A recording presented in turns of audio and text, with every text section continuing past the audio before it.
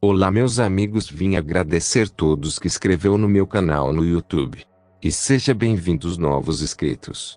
Relato enviado por um inscrito. Antes de tudo peço que veja meus vídeos até o final, deixe seu joinha, inscreva-se e compartilhe. Seja todos bem-vindos. Rumo a 10 mil inscritos. Primeiro relato. Quando me mudei para outra cidade, deixei minha casa à venda e tive que voltar para negociar com um comprador. Ficaria uma semana lá na casa e na segunda noite qual fui para dormir na casa ouvi MT alvoroço dos cachorros da vizinhança. Nesta noite ouvi MTS barulhos de fora da casa, algo andava pelo telhado e parecia que queria entrar na casa. Foram HRS aqueles barulhos de andar em cima somente do quarto onde eu estava. Parava por alguns minutos e começavam novamente. Pedi para meu irmão mandar alguém que trabalhava na empresa de segurança dele passar por minha casa e sei lá, ver se havia algo de estranho ou algo lá fora, porque eu não iria sair para fora. E ele mesmo foi até lá na caminhonete dele. Ao chegar passou com a lanterna que mandou colocar na caminhonete e não viu nada. Mandou eu sair para fora e ir com ele, pois soube de relatos de pessoas que falaram sobre lobisomem pela área. Eu mais que rápido saí e fui com ele. Já no outro dia voltei para atender o comprador e a vizinha me chamou. Disse que pelas 13h30 da madrugada alguma coisa subiu no telhado da casa dela e fazia sons terríveis e assustadores. Desceu da casa dela e começou a empurrar a porta. Sorte que ela havia colocado um sofá atrás da porta porque dormia sozinha com seu bebezinho e seu esposo tirava serviço à noite. Eu falei para ela o que havia acontecido CMG e que não voltaria a dormir ali sozinha de modo algum. Ela disse que arrumaria as coisas dela e iria para casa da mãe dela. Depois da noite de terror que teve eu nunca vi, mas ouvi, acredito só de ter ouvido seus grunhidos e arranhar nas telhas de Eternity, que eram graças a Deus grossas e estavam bem pregadas. O novo dono da casa mandou MSG para mim contando o que aconteceu com ele e suas criações lá, e aí contei do que estava acontecendo pelas redondezas do lugar. Em Corumbá já ouvi MTS relatos sobre a fera que dá medo, e depois do que passei a cidade perdeu a graça para mim. Viajo por lá e fico no máximo 3 dias. Segundo relato. Vamos a mais um relato que é do Senhor José, conhecido como Seu Zé da Linguiça de Porco. Em meados dos anos 70, eu viajava o Brasil todo comprando porcos da raça Duroc. Eu queria formar muitas matrizes pai e mãe, para que me tornasse o criador e produtor da melhor linguiça da região. Este porco é considerado no suíno, como a carne de boi Angus, mas na versão suína.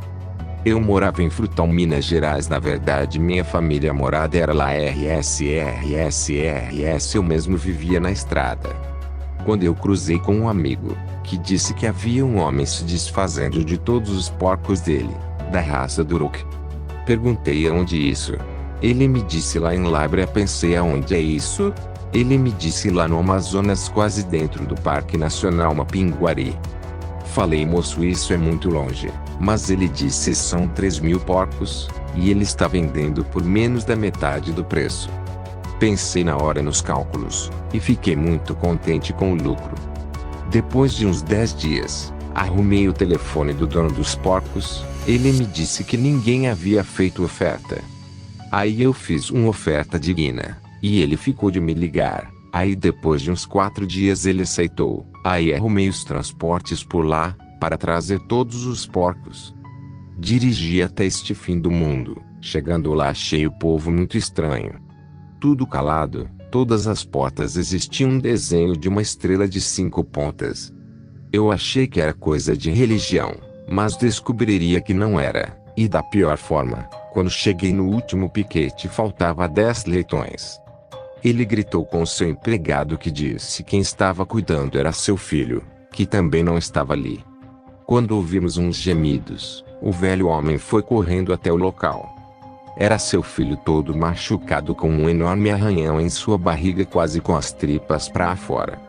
Ele falando no ouvido do seu pai que havia atacado ele. Eu, na minha cabeça, era uma onça enorme. Quando de repente ele deu o último suspiro, e faleceu nos braços do Senhor. Aí o inocente disse, temos que caçar esta onça. O peão que ali estava, olhou com um olhar de espanto e me perguntou: "O senhor não sabe que aqui atacou o patrãozinho?" Eu inocentemente disse: "Uma onça, não foi?" Ele disse: "Não, senhor. E a besta que anda por dentro deste parque nacional, matando todos aqueles que cruzam seu caminho. Esta besta achou nossa fazenda, e está acabando com toda a criação dos porcos do patrão. E agora fez a pior de todas, matou o primogênito do patrão. Ele era o único que trabalhava aqui e as duas irmãs moram em cidade grande. Não querem saber de nada aqui, só quando o velho morrer, para dividir as terras e vender. Agora que será do patrão?" Eu respondi dele: "Eu não sei, mas eu quero sair daqui amanhã cedo." Quando eu olhei, o senhor estava pegando uma espingarda e os funcionários também. Estavam em 6 com armas e munições para começar uma guerra. O velho pegou umas porcas e levou com eles. Chegaram em uma clareira e amarraram elas lá. Todos pensando que o animal era irracional. Quando perceberam, já havia 3 desaparecidos. Os 2 homens que ficaram junto ao senhor eram fiéis e não correram. Eu peguei uma calibre 12 e o senhor veio com 2 cartuchos e me disse: "Esta munição é mais pesada. Acerte no peito e nas pernas, nisso dará tempo de eu arrancar o coração dele." Pensei em Deus naquele momento, que não poderia errar. E passou tudo em minha cabeça: família, vida, e como fui parar ali naquele dia. Quando um vulto passou entre nós, parou de pé aquela fera com olhos vermelhos iguais a um rubi. Olhou diretamente em nossos olhos e correu de encontro a um dos rapazes. Ele atirou sem parar na fera, enquanto o outro atirou nas costas e o velho atirou no peito, e a fera não parava. Quando eu atirei, foi Deus que mirou. Pegou aonde devia pegar, bem na perna esquerda do monstro. Ele caiu dando um tipo grito horrível. Eu me mijei todo. E acredito que eles também. Não havia homem mais que o outro ali de frente àquela fera. Quando o velho viu que ele estava vulnerável, gritou: "Atira nas costas dele." Eu mirei em Deus novamente, acertou, e fez um baita buracão. Aí foi outro grito terrível. O senhor pegou uma faca com cabo de osso, acho que era de caça. Chegou perto da fera, e falou algo baixinho e deu um tiro de misericórdia no olho do monstro. Com a faca atirou seu coração, e quando vimos aquela fera, foi se transformando em homem. Era o pajé da tribo Mapinguari. Ele havia descoberto o segredo da imortalidade e por castigo dos deuses virava isso. Eu só sei que vi aquela fera virar homem depois de morto. Contamos esta história ao delegado de Lábrea e o mais esquisito, ele acreditou em cada palavra de todos. Pois ele havia ouvido rumores da fera dentro do parque. Mas não tinha contingente para procurar a besta. Segui meu caminho, pensando todos os dias quem mais já se deparou com um monstro desses. Depois conheci algumas, que viveram para contar sua história. Deixo aqui meu relato e sentimentos pela perda de um filho, ao meu amigo Sr. Romão. Terceiro relato. Hoje vou contar mais uma história do meu avô. Era noite de lua cheia e havia rumores que um lobisomem rondava fazendo arruaças naquele arraial do sul de Minas, perto de Conceição do Rio Verde. Meu avô nessa época era jovem e estava namorando minha avó. Eles juntos uns amigos e foram para a cidade numa festa e dançaram a noite toda. Lá pelas tantas, como ele dizia, ele e seus amigos tiveram uma ideia de cercar o lobisomem para ver quem era. Ficaram uns de um lado da ponte do rio e os outros do outro lado, escondido no mato, e esperaram por algumas horas. Até que ouviram um barulho e baforadas. Quando o lobisomem entrou na ponte, meu avô deu um assovio e eles saíram do mato e fecharam a ponte com tochas na mão. Segundo ele, o monstro virou para recuar, mas deu de cara com os outros, e como o lobisomem tem medo de fogo, não aproximava e não pulou na água porque também teria medo de água. Se o medo de água é verdade, eu não sei. O lobisomem era um lobo grande com garras afiadas e ficava em pé quase ereto e tentava amedrontá-los, lançando as garras na direção deles e baforadas como um touro bravo. Mas à medida que a noite foi perdendo a sua força e o dia clareando, o lobisomem se encolheu em uma das bordas laterais da ponte e ficou ali como bicho acuado. Então eles puderam ver a transformação. Aos poucos o lobisomem começou a perder sua forma de lobo e parecia mais com um homem. A orelha pontuda agora estava arredondada, O focinho sumiu, as garras desapareceram e uma mão com pele envelhecida se revelou, até que eles viram um senhor bem velho, magrinho, todo franzino, sem roupa, tremendo de medo e assustado. Meu avô pegou seu casaco e cobriu o velho e falou para ele ir embora e não voltar mais por lá. Ninguém conhecia aquele homem e ninguém sabe de onde ele veio e para onde ele foi. Eles só sabiam que o velhinho tomou o rumo dos lados para Lambari. Ninguém nunca mais viu aquele velho e lobisomem e nunca mais fez arruaças por lado. Eles sentiam heróis por terem enfrentado um lobisomem e acreditavam que tinha quebrado a maldição por descobrirem quem era o lobisomem. Mas meu avô me disse que não, provavelmente ele continuou a se transformar até o fim de sua vida, só que em outro lugar. Ops, a foto é só ilustração. Quarto relato. Boa noite a todos.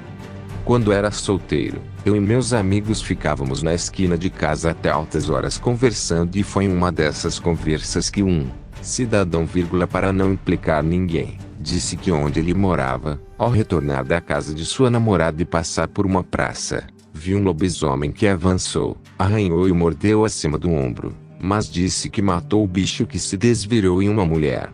Como eu sempre tinha ouvido falar que se você matar um lobisomem, você passa a cumprir o seu fardo, ou se for mordido, você passa a se transformar depois de um tempo. Já logo perguntei, e aí? Então você passou a ser um agora. Ele só me olhou de canto e abriu um sorriso que me gelou e foi embora. BLZ. O tempo passou, me casei em julho de 1996, minha esposa engravidou do nosso primeiro filho. Nessa época morávamos em um cômodo apenas e apoiávamos a porta com um caibro por dentro. Em uma madrugada de novembro nesse mesmo ano, despertei ainda sonolento porque comecei a ouvir um choro baixinho e uma voz com medo sussurrando meu nome. Era minha esposa. Ela estava sentada apoiada na cabeceira da cama, com meia face coberta encolhida e apontando para a maçaneta da porta, e me disse: "Tem alguém tentando abrir a porta." Eu ouvi. Pensei, pronto, ela teve um pesadelo e tá com medo, mas vou olhar. Me levantei sorrateiro e cheguei perto da porta sem acender a luz e fiquei olhando para a maçaneta uns segundos e disse baixinho: "Tá vendo? Não tem nada aqui, vá dormir." E olhei novamente para a maçaneta. Foi aí que ela desceu 2 vezes bem devagar.